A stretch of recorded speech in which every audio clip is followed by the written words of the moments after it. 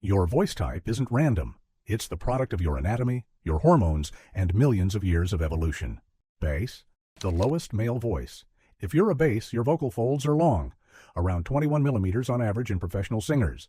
They're thick, and when they vibrate, they produce frequencies between 82 and 329 hertz. Your speaking voice probably sits around 98 hertz, which is a G2 on a piano. Bass voices are less common than baritones, but they carry a specific evolutionary advantage that's been studied extensively. And it's not what most people think.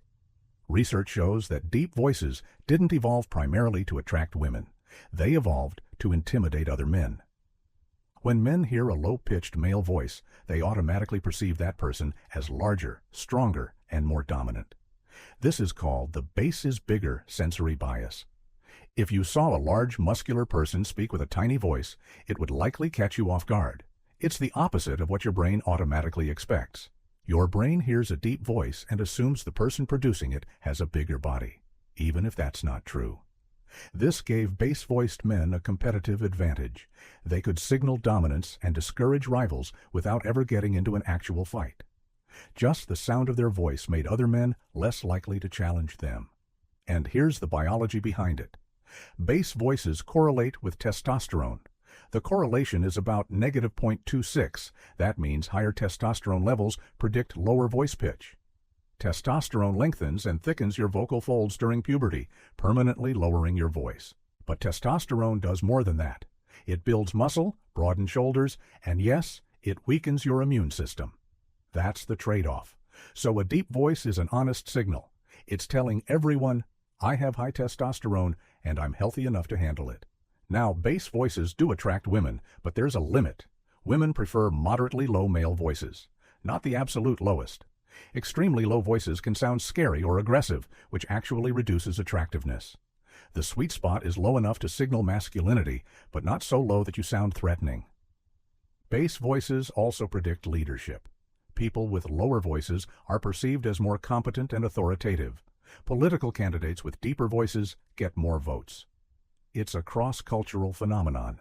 Even in isolated hunter-gatherer populations like the Hadza in Tanzania, women perceive low-voiced men as better hunters, and those men father more children.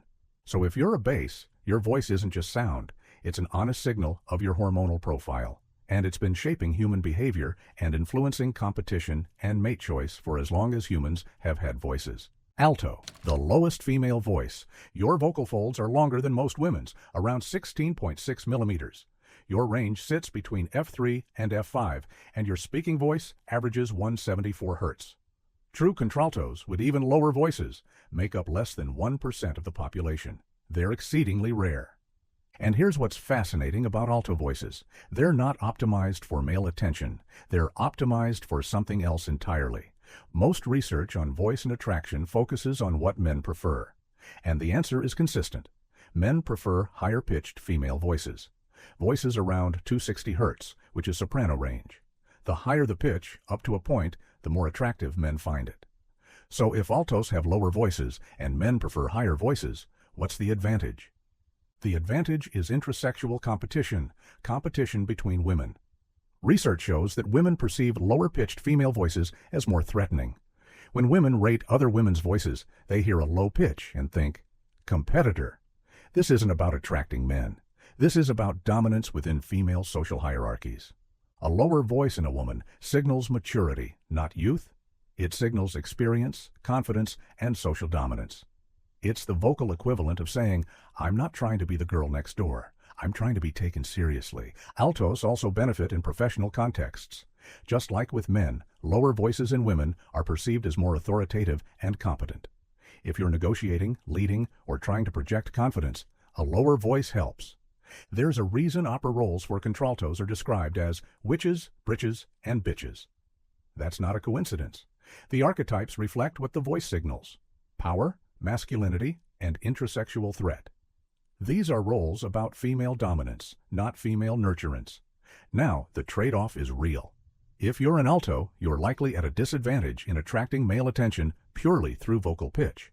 Men's brains are wired to associate high pitch with youth and fertility. Your voice doesn't hit those triggers. But here's the reframe. You're not signaling to men. You're signaling to everyone else. You're marking territory in female hierarchies. You're projecting authority in professional spaces. You're standing out in a world where most women are sopranos. If you're an alto, your voice is saying something powerful. You're not optimizing for male approval. You're optimizing for dominance, maturity, and social control. And in the right contexts, that's the strongest signal you can send. Baritone, the most common male voice. Your vocal folds are a bit shorter than a bass, around 19.5 millimeters. Your range sits between A2 and A4, with a speaking pitch around 123 Hz.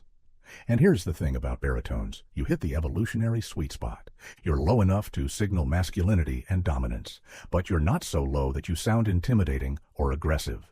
Research shows that maximum attractiveness to women actually falls in the baritone to low tenor range, not bass. Baritone. This is the Goldilocks voice. You get the benefits of a lower pitch, testosterone signaling, body size association without the costs. You're not scaring people off. You're not triggering defensive reactions in other men. You're balancing competitive advantage with approachability. And baritones are versatile. You can modulate your voice up to sound warm and friendly, or down to sound authoritative. This adaptability is huge. In social situations, you can adjust your pitch depending on the context. Meeting someone new? Go a bit higher, sound welcoming. Negotiating? Drop it down. Project confidence. Baritones also represent a moderate testosterone profile. You've got enough to signal masculinity, but you're not at the extreme end where testosterone starts to suppress your immune system too aggressively. That balance is an advantage. You're signaling, I'm masculine enough to compete, but I'm not so hormonally loaded that I'm compromising my health. In opera, baritones play both heroes and villains. The range of roles reflects the versatility of the voice itself. You can be the protagonist or the antagonist, the lover or the fighter. That flexibility is the whole point. Historically, baritone wasn't even recognized as a separate voice category until the 19th century. Before that, you were either a tenor or a bass. But composers figured out that the middle range had its own character, and once they started writing for it, baritones became central to vocal music. If you're a baritone, you're not in the middle because you're average. You're in the middle because that's where the most strategic advantages converge. Masculine enough to compete, warm enough to cooperate, versatile enough to adapt to any social context. Soprano, the highest female voice. Your vocal folds are the shortest, around 14.9 millimeters. Your range spans C4 to C6, and your speaking voice averages 247 Hz. You can produce frequencies up to 1,760 Hz in extreme cases. And evolutionarily, your voice is broadcasting the most powerful signal in the human vocal spectrum: youth, health, fertility. Here's what the research shows. Men prefer high-pitched female voices, consistently, cross-culturally. Even in isolated hunter-gatherer populations like the Hadza, men prefer higher-pitched women's voices. This isn't a Western cultural quirk, it's an evolved preference. And the reason is biology. Voice pitch in women correlates with age. Younger women have higher voices. As women age, their voices drop slightly. So when men hear a high-pitched voice, their brains process it as a signal of youth. But it's more than that. Women's voices actually get higher during the most fertile phase of their menstrual cycle. When women are ovulating, when they're most likely to conceive, their pitch rises. Men are subconsciously responding to this signal. A high voice doesn't just mean youth in general. It can mean peak fertility right now. Soprano voices also trigger specific behaviors in men. Research shows that men take more risks when they hear high-pitched female voices. They're more likely to engage in risky behavior, show off, compete. This is the voice equivalent of a peacock's tail. You're triggering display behavior. High voices also signal smaller body size. Men's preferences for high-pitched voices are tied to preferences for sexual dimorphism, smaller, more feminine, more neotenic features. Your voice is hitting all those triggers. Now there's an upper limit. Voices above 280 Hz start to lose appeal. Too high sounds squeaky or childish, but within the soprano range, higher is generally more attractive. The trade-off is authority. Soprano voices are perceived as less competent, less authoritative than lower voices. In professional settings, that can be a disadvantage. You might be taken less seriously, assumed to be younger or less experienced than you are. But in terms of pure mate attraction, soprano voices are unmatched. You're broadcasting youth, health, and reproductive potential. And that signal has been shaping human mate choice for hundreds of thousands of years. If you're a soprano, your voice is doing exactly what it evolved to do. It's triggering mate-guarding behaviors in men. It's making you stand out in the most biologically relevant way possible. Mezzo-soprano, the middle female voice. Your vocal folds are moderate in length, around 16 millimeters. Your range spans A3 to A5, and your speaking voice averages 196 Hz. You're high enough to signal femininity, but low enough to project power. And that balance is your advantage. Mezzo-sopranos occupy the same strategic position that baritones do for men. You're in the sweet spot. Your pitch is within the range that men find attractive, around 220 to 280 Hz. But you're not at the extreme high end where voices start to sound childlike. You can modulate. When you want to sound feminine and approachable, you can raise your pitch slightly. When you want to sound authoritative and competent, you can drop it. This versatility is huge. Mezzos are also the queens of belting. Belting is a vocal technique where you push your chest voice up into a higher range with power. It's the sound of Broadway. Idina Menzel, Patti LuPone, Sutton Foster, all mezzos.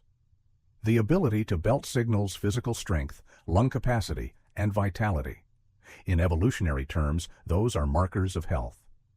Mezzo-sopranos also avoid the extremes. You're not as threatening to other women as altos because your voice is higher, but you're not as vulnerable sounding as sopranos because your voice has weight. You're flying under the radar in both directions.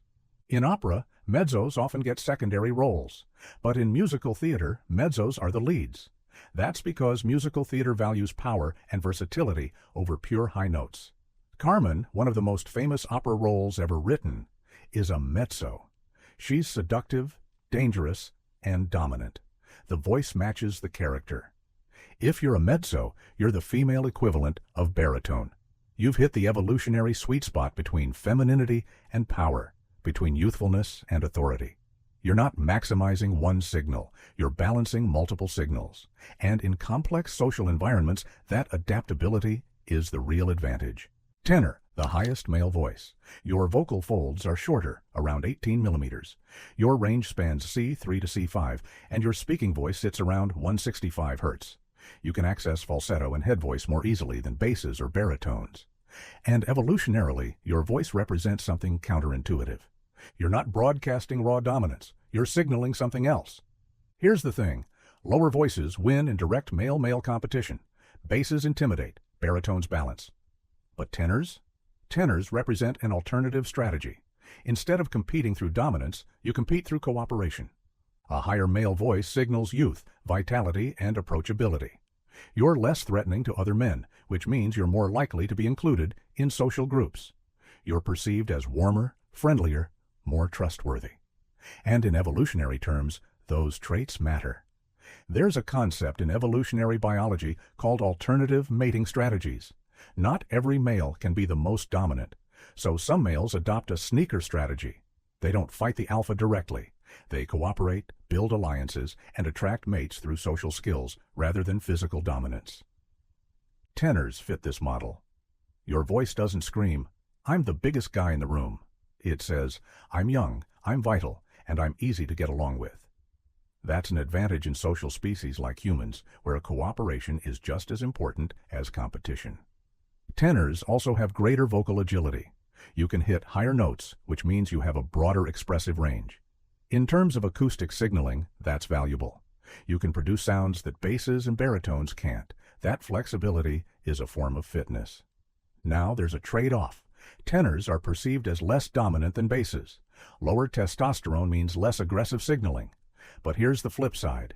Lower testosterone also means less immune suppression.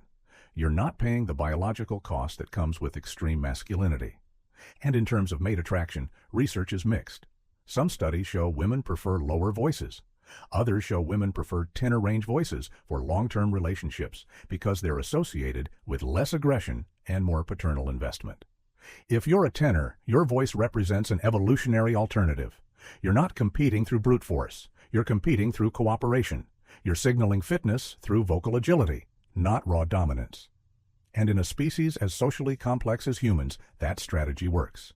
Every voice type has advantages. Some help you compete for status. Some help you attract mates. And some do both depending on the context. Basses signal dominance through size exaggeration. Baritones hit the perfect balance between masculinity and approachability. Tenors represent the cooperator strategy. Altos dominate female hierarchies. Mezzo-sopranos maximize versatility, and sopranos broadcast peak fertility. So the next time you speak, remember, you're not just making sound. You're sending a signal that's been tuned by evolution to influence the people around you. Your voice is a biological broadcast, and now you know exactly what it's saying. Drop your voice type in the comments. Let's see how many basses, baritones, tenors, altos, mezzos, and sopranos are watching. And if you don't know your type yet, there's a reason to find out.